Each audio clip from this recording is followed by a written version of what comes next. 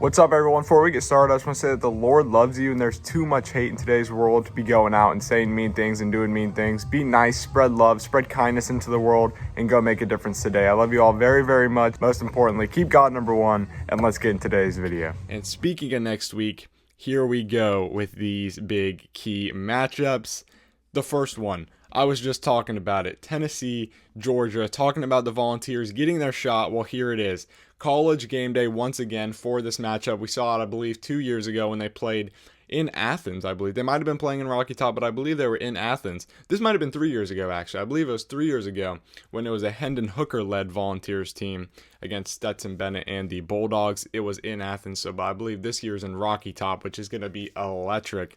You have a night college football game in Rocky Top, college game day at that, and the Bulldogs are favored coming into Neyland Stadium. So there's a lot to look at with this matchup. Again, being underdogs in your own stadium, one that gets loud, seats 100,000. It's going to be explosive. We see the lights in the background. The light show is going to be popping, and these Volunteers are ready to play. Joey Aguilar has been lighting up the scene for the first 2 weeks. Started off with a big win against Syracuse. He was throwing deep balls right on the rope, right on the money, and then he came out and just absolutely murdered East Tennessee State last week.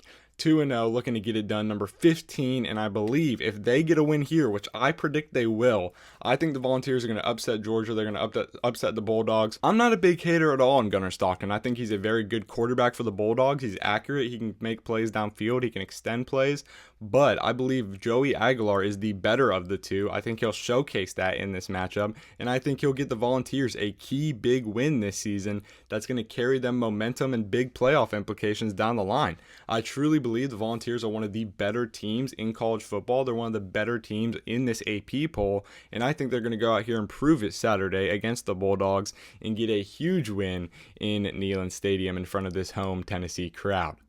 The next game is Florida once again on my key matchups to watch because they have a huge bounce back test. You talk about losing a game and then being thrown in the ringer the very next week. That's exactly the situation the Gators are in. If they drop 2 in a row, it's hard to believe that they'll be able to bounce back and make the playoff and secure a spot, because I just don't believe it'll happen. So this is really their opportunity right now to get back in the swing of things. They lose this game, they're in the dirt. They're 1-2 throughout 3 weeks, and they're getting written off. But if they win this game, beating the number 3 LSU Tigers, not only are they back in it, they're going to shoot back into the rankings. They're going to grab a nice spot, and they're going to be right back in the swing of things, looking to make stuff happen, heading down the line towards the college football playoff. So if Florida can come out here and play a sound game, bounce back from that USF loss, if they can come out here and get things going, they can click on all fronts, they can click on all cylinders, they can make things happen that they need to make happen,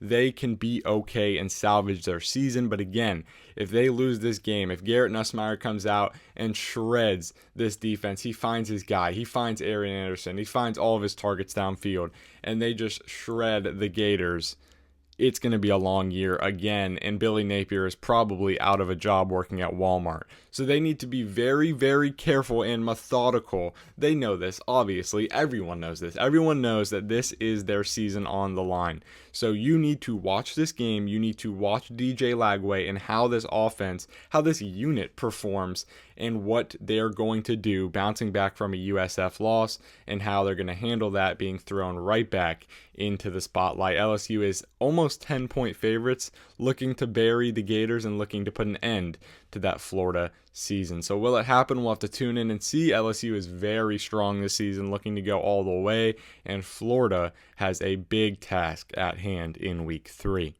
The next big task is a nice game here. It's Texas A&M, Notre Dame. We saw it last season in Kyle Field. This year they're going to be playing at Notre Dame. And even when they were playing at Kyle Field last season, it looked like the Fighting Irish had their number the whole game, pretty much. Riley Leonard came out and led this Irish team to a 23-13 victory. They looked very good doing it, and now Texas A&M has their chance to respond and go get a win on the road of their own against the Fighting Irish. So it's going to be a very, very nice game to watch.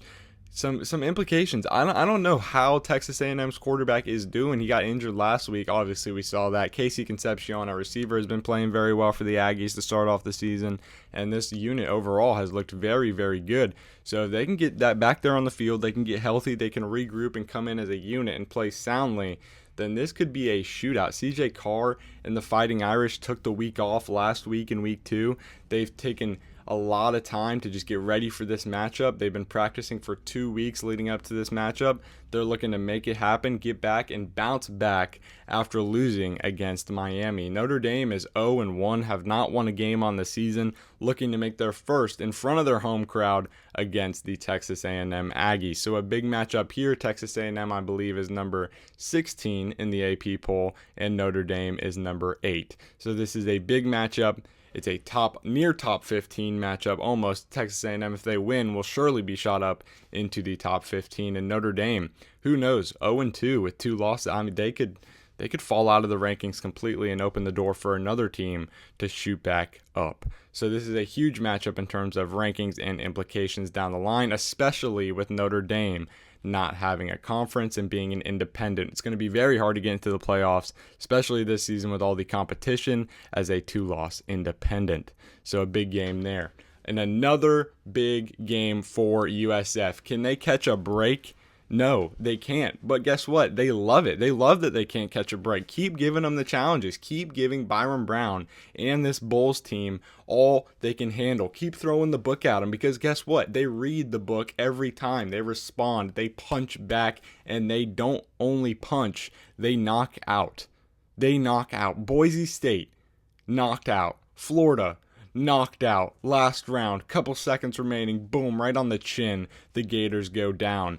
And the Miami Hurricanes are next on that list. USF has to go into Hard Rock Stadium. The same feat we saw Notre Dame suffer in week 1 of this matchup. We see the Bulls traveling across Florida, landing in Miami, playing the Hurricanes as a 17.5 favorite with the Carson Beck led Hurricanes. It's going to be a great game. Carson Beck has looked electric throughout the first 2 weeks. They have really figured things out there in South Florida, and now they're trying to show off who is the real South Florida in college football. It's number 18 USF, it's number 5 Miami, and it's another tough challenge for the Bulls, and one that they're looking to respond and read the book once again. So a great matchup here. College football week 3 is just delivering on all fronts. We see great matchups all around. Tennessee, Georgia, Florida, LSU, Texas A&M, Notre Dame, Miami, USF, and closing it out, Vanderbilt, South Carolina. You might be asking, why is this your 5th game? You had all these electric ranked games, and now you're showing us Vanderbilt versus number 11 South Carolina. It should be a blowout. They're projected to win. They already had the line at 5.5, right? No, Diego Pavia in this Vanderbilt unit. We saw it last year when they went into Tuscaloosa and beat Alabama. No one does that. No one, or at least did that. No one did that until Diego Pavia put his team on the back and did that. Now they're looking to do that again going into Williams-Brice Stadium. I can tell you, growing up in South Carolina, going to games in Williams-Brice, when those white towels get waving and Sandstorm starts playing, it's a crazy environment, especially a night game. It's a whole different world. South Carolina gets rowdy. Those Gamecocks fans have been yearning for good football forever. Since I've been born, since Jadeveon Clowney, there really has not been a tremendous football team in South Carolina, and now Shane Beamer, Lenore Sellers, and all the guys have it cooking in Columbia. South Carolina is one of the teams to beat this season, and Vanderbilt, when they went and played Alabama, who was the team to beat last season, they beat them. So now they're looking at South Carolina with these same exact eyes, the same instinct, and that's to go into their hometown, go into their college town, go into their stadium, and take what they believe is theirs. And that is a huge ranked matchup on the road, one that would surely shoot them way up the ranks and have Vanderbilt ranked before you even know it. They're 2-0, 2 good wins on the season. This team is ready. Diego Pavia and the guys looking to get their shot against the Gamecocks. So keep your eye out on this matchup, because this could seriously get heated, seriously get intense, and I cannot wait to see how this matchup plays out. So all 5 of those games, again, I'll go through them one more time.